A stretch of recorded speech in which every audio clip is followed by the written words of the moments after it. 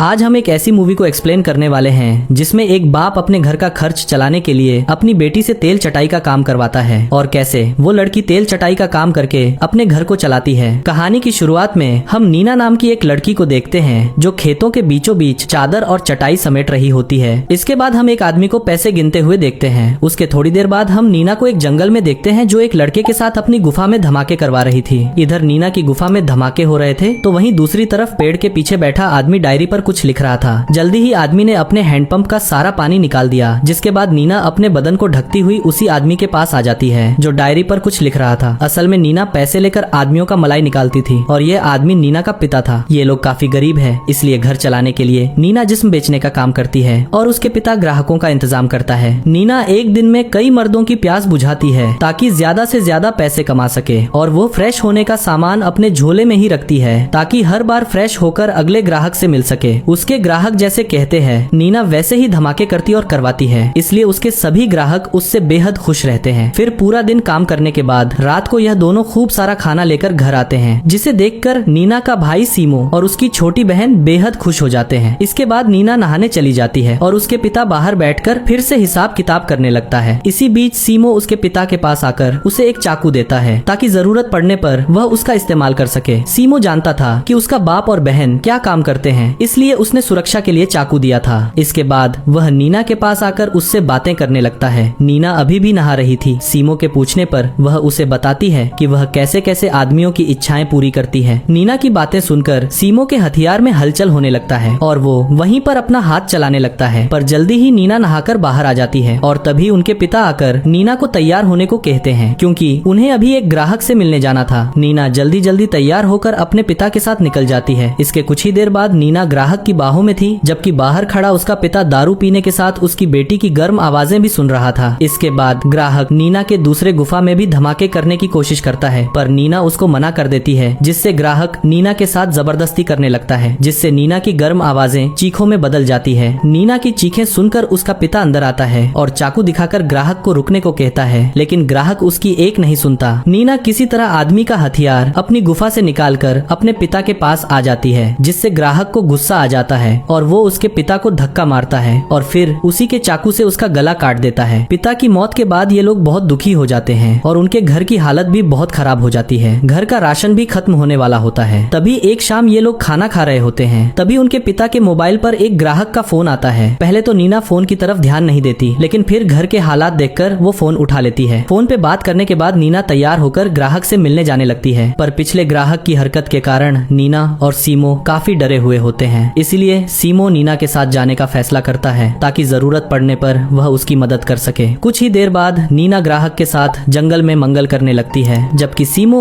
अपने बाप की तरह डायरी में हिसाब किताब लिखने लगा था। फिर शाम को जब वो दोनों घर वापस जाने लगे तो नीना को एक ग्राहक के बारे में याद आता है जो उसे काफी पैसे देने वाला था। जैसे ही ये दोनों उसके पास पहुँचे तो उन्हें पता चलता है कि वो तो इनके गाँव का सबसे अमीर शाहूकार है और शाहूकार चाहता था कि नीना उसके बेटे जीवो को एक मर्द बनाए और उसकी बंदूक की मालिश कर अपनी गुफा में धमाके करवाए, क्योंकि शाहूकार का बेटा लड़कियों जैसा हरकत करता था। शाहूकार नीना को मुंह मांगी कीमत देने को तैयार था, लेकिन शाहूकार की एक शर्त थी कि इस बारे में किसी को पता नहीं चलना चाहिए। अब नीना और जीवो एक कमरे में आते हैं। यहाँ आते ही नीना जीवो को गर्म करने लगती है, पर जीवो को लड़कों में इंटरेस्ट था, इसीलिए जीवो बीच में ही उसे रोक देता है और वह दोनों एक योजना बनाते हैं। फिर योजना के अनुसार दोनों सिसकियां भरी आवाज निकालते हैं, जिसे सुनकर शाहूकार को लगे कि जीवो नीना की गुफा में धमाके कर रहा है। दोनों की योजना काम कर गई और शाहूकार भी खुश हो गया। शाहूकार को खुश कर दोनों भाई बहन घर लौट आते हैं। अगले ही दिन सीमो ने पूरे गांव में खबर फैला दी कि नीना पैसे लेकर अपनी मलाई और रसीले मौसम्बी का रस पिलाती है। यह सुनकर बहुत सारे लोग नीना का स्वाद चखने आने लगते हैं। देखते ही देखते इनका काम काफी अच्छा चलने लगता है। इसके बाद एक दिन इनके इस तेल चटाई के काम के बारे में पुलिस अफसर हैरी को पता चल जाता है और वो सीमो के पास आकर अपना कमीशन सेट करता है। फिर ऐसे ही तेल चटाई का काम करते करते 2 महीने बीत जाते हैं और नीना गांव के मर्दों की आग बुझाकर पैसे कमा रही थी, जबकि नीना का भाई सीमो ने भी गांव की औरतों की गुफा में धमाके कर पैसे कमाना शुरू कर दिया था। दोनों भाई बहन गुफा और गन्ने का खूब फायदा उठा रहे थे। एक दिन यह दोनों अपनी ग्राहकों का मलाई निकालकर घर की तरफ जा रहे थे और तभी रास्ते में इन्हें हैरी मिलता है। हैरी इनसे अपना कमीशन लेने के लिए रुका था, जिसे लेकर वो वहाँ से चला जाता है। अगले दिन नीना को काफी तेज बुखार हो जाता है। फिर सीमो जल्दी से उसे कंबल उड़ाकर दवाई लेने बाहर चला जाता है। इसी दौरान हैरी भी गाँव में चक्कर लगा रहा था और तभी उसकी नजर एक जवान लड़की पर पड़ती है जो कॉलेज से अपने घर जा रही थी। हैरी उसका पीछा करने लगता है। फिर लड़की घर आकर अपने कपड़े बदलने लगती है और हैरी छुपकर उसे देखने लगता है। दूसरी तरफ हैरी का साथी रियो पूरे नशे में था और तभी उसकी मुलाकात सीमो से होती है और वह सीमो से कहता है कि मैं जानता हूँ तुम लोग क्या करते हो, इसीलिए वह सीमो को अपना हथियार चूसने को कहता है। इसके बाद सीमो उसका हथियार चूस के उसका मलाई निकालता है और रियो के बहुत नशे में होने की वजह से सीमो रियो के पास से पैसे और उसकी घड़ी निकाल लेता है। इसके बाद वह घर जाकर अपनी बहन का ध्यान रखता है। नीना ठीक तो हो रही थी लेकिन अभी वह काम पर नहीं जा सकती थी, इसीलिए सीमो जीवो को नीना का ख्याल रखने के लिए बुलाता है और खुद काम पर निकल जाता है। सीमो पूरा दिन गांव की औरतों की गुफा में धमाके कर जब घर वापस जा रहा था तो हैरी उसे पकड़ लेता है क्योंकि उसने उसके साथी की घड़ी चुराई थी। हैरी पहले उसकी खूब पिटाई करता है और फिर उसे जेल में डाल देता है। इसी जेल में हम उस कॉलेज वाली लड़की को भी देखते हैं जिसका हैरी पीछा कर रहा था। दरअसल हैरी उस लड़की को पसंद करता है और उसके गुलदस्ते के साथ खेलना चाहता है, वो भी उस लड़की के सहमति के साथ, और इसीलिए हैरी ने अभी तक उस लड़की को हाथ भी नहीं लगाया था। दूसरी तरफ सीमो के घर न लौटने पर नीना को उसकी चिंता होने लगती है और घर में खाने पीने का भी कुछ नहीं था, जिस कारण कमजोर नीना बेहोश हो जाती है। उधर जेल में सीमो और वो लड़की आपस में बात करते हैं, जहां हमें पता चलता है कि इस लड़की का नाम माया होता है। माया सीमो से उसकी मदद करने के लिए कहता है, मगर सीमो की तो खुद की दुनिया ही हिली पड़ी थी। तभी उन दोनों को बातें करते देख हैरी को गुस्सा आ जाता है और माया को डराने के लिए वह सीमो को पीटता है। साथ ही वो उसे माया से दूर रहने की धमकी भी देता है। कुछ देर बाद हैरी के हाथ सीमो की डायरी लगती है जिसमें नीना के ग्राहकों के नंबर और पूरा हिसाब किताब लिखा हुआ था। वह सीमो के पास आकर उससे कहता है